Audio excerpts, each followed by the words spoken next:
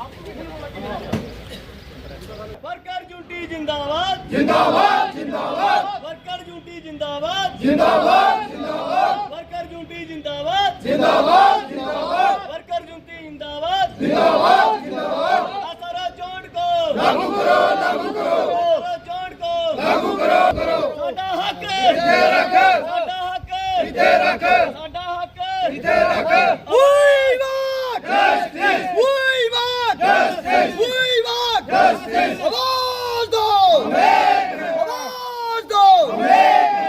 Shakti Singh PH United front member Kathua.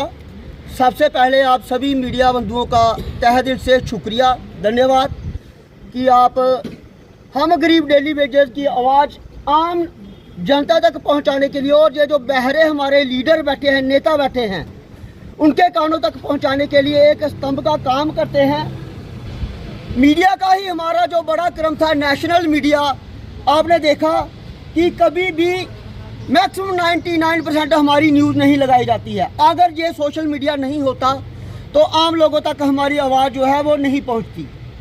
मैं आपके माध्यम से ये बताना चाहता हूं कि जो हमारी PH यूनाइटेड फ्रंट द्वारा 72 घंटे की कॉल की गई है, उसके मुताबिक जो कल हमारा जम्मू में प्रोटेस्ट था, एक प्रोग्राम था, आपने देखा कितनी बड़ी संख्या में डेली वेजर जम्मू में इकट्ठा हुए और CM हाउस का सेक्रेटरीट का घेराव किया गया।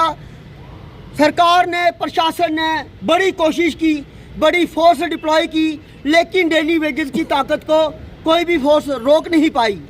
मैं ये कहना चाहता हूँ इन सरकार से, इन प्रशासन के लोगों से कि आप जो इतना ताम झाम इन डेली वेजेस को रोकने के लिए लगा रहे हैं, क्या कौन सी सरकार ऐसी आई जिसने मैनिफेस्टो में ये नहीं रखा, फर्स्ट प्रायोरिटी में रखते हैं डेली वेजेस का मुद्दा हल किया जाएगा।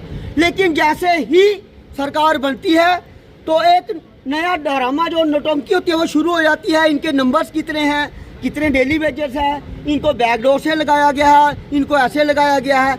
मैं आपके माध्यम से, बीजेपी सरकार भी चली गई यहाँ से, एसजी प्रशासन भी रहा, आज जो NC की सरकार है, मैं तीनों से ये प्रश्न पूछना चाहता हूँ कि क्या उनको आज तक हमारे नंबर का पता नहीं चला? उनको इस नंबर का पता चल जाता है जब सरकार बनती है, ना मैनिफेस्टो में रखा जाता है, लेकिन उनको अपने नंबर्स का पता चल जाता है कि हमें कितनी गाड़ियाँ चाहिए, कितनी MLA की सैलरी बढ़ानी है। जो 1 घंटे के लिए MLA बनेगा उसको भी पेंशन मिलेगी। लेकिन जो 30 साल से PH डेली वेजर दर दर की ठोकर खा रहा है, हर सीजन में काम कर रहा है, टेम्परेचर 40 का हो तब भी काम करता है, माइनस के डिग्री का हो तब भी सर्दी में काम करता है और गंदी नाली में हाथ डाल के काम करता है। लेकिन इनको सिर्फ काम चाहिए। आपने देखा कोरोना का पीरियड आया तब भी PH डेली वेजर सबसे आगे रहा। हमारे अफसर साहिबान हमारे AC रूम से बाहर नहीं निकले कि कहीं कोविड ना हो जाए, लेकिन डेली वेजर कहीं नहीं रुका।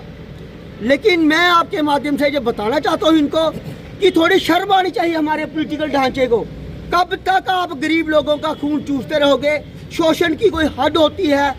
कोई सिविल सोसाइटी जो है वो हमें सपोर्ट नहीं करती है, सिर्फ बातें हैं। किसी ने मंच पर आकर, किसी ने रोड पर आकर किसी PH डेली वेजर को सपोर्ट नहीं किया। क्या सोसाइटी को हम पानी नहीं पिलाते हैं? मानवाधिकार कहाँ गया आज हमारा? क्या हमारा हनन नहीं हो रहा? हमारा शोषण नहीं हो रहा? हमारे बच्चे नहीं है, पेरेंट्स नहीं है? हमने 3-3 पीढ़ियाँ बर्बाद की हैं इस डिपार्टमेंट में आके। और इन नेताओं को शर्म नहीं आती है कि ऐसे बच्चों की तरह बहानेबाजी करते हैं और हमारी पेंडिंग अभी तक नहीं क्लियर कर सके थे। रेगुलराइजेशन पॉलिसी हम मांग रहे हैं। जो हमारे रिटायर्ड पर्सन हो गए हैं जिन्होंने सुसाइड किया, उनके लिए पॉलिसी मांग रहे हैं। हमने कौन सा कोई हज़ारों करोड़ रुपया इनसे मांग लिया है? मैं रिक्वेस्ट करता हूं इनसे कि डेली वेजर्स का हक जल्दी से जल्दी उनको दिया जाए, नहीं तो ये जो 72 घंटे की कॉल है इसको बढ़ने में ज़्यादा देरी नहीं लगेगी। हमारे जो साथी हैं बाकी, अभी जम्मू में प्रोटेस्ट लगातार चल रहा है। आने वाले दिनों में ये हालात इतने गंभीर हो सकते हैं।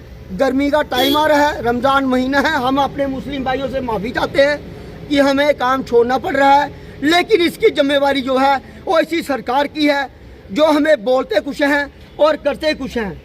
मैं फिर आपके माध्यम से ये गुहार लगाता हूँ कि इस डेली वेजर का हल कीजिए, नहीं तो जो आपके पास 10-12% मैन पावर बची है परमानेंट की, आने वाले कुछ ही महीनों में वो भी चली जाएगी।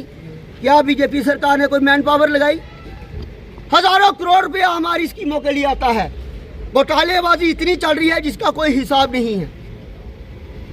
हजारों करोड़ रुपया इन स्कीमों के लिए आता है, लेकिन पीएचई डेली वेज के लिए इनके पास कोई पैसा नहीं है। तब हमारे फाइनेंशियल मिनिस्टर हैं, वो भी चुपचाप खड़े हो जाते हैं। कौन सा यार ताजमहल मांग रहे हैं डेली वेजर, खाने की 2 वक्त की रोटी, कपड़ा और बच्चों की एजुकेशन की फीस मांग रहे हैं। कौन सा एम्प्लॉई आज जो 1 लाख रुपये 80-90 हज़ार से कम लेता है, लेकिन डेली वेजर परमानेंट एम्प्लॉय से ज़्यादा काम करता है, उसको 9,000 दिया जाता है, जिससे उसकी बच्चों की फीस भी नहीं निकलती है।